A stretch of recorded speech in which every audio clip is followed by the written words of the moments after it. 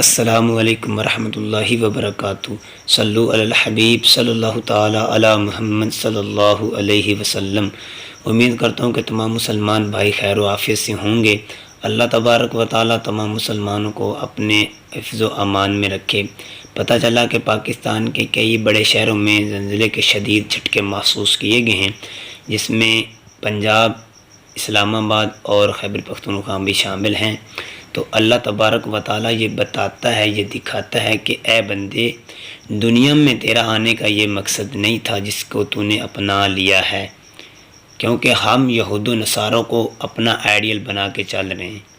ہمارا دین کے ساتھ کوئی لینا دینا نہیں ہے، ہم دین کو اپنی پیٹھ کے پیچھے ڈال کے چل رہے ہیں، دین کے مطابق اپنی زندگی کو نہیں گزار رہے، اللہ کی فرما برداری میں نہیں گزار رہے۔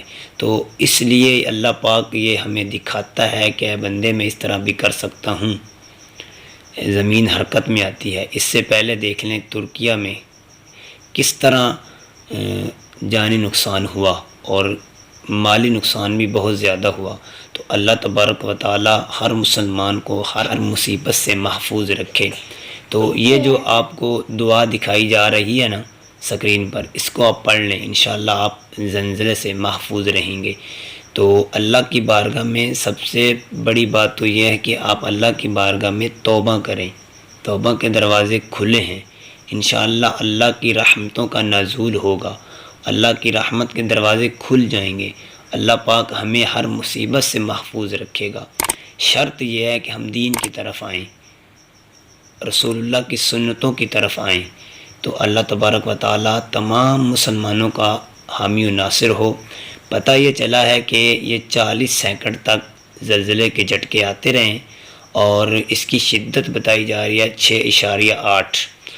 تو آپ کو یہ جو دعا دکھائی جا رہی ہے آپ اس کو پڑھ لیں، انشاءاللہ آپ محفوظ رہیں گے۔ اس کے علاوہ آپ جب بھی سونے لگیں، اپنے بستر پر جائیں تو 21 مرتبہ بسم اللہ الرحمن الرحیم اول آخر درود و سلام کے ساتھ پڑھ لیں، انشاءاللہ آپ اچانک موت سے بھی محفوظ رہیں گے۔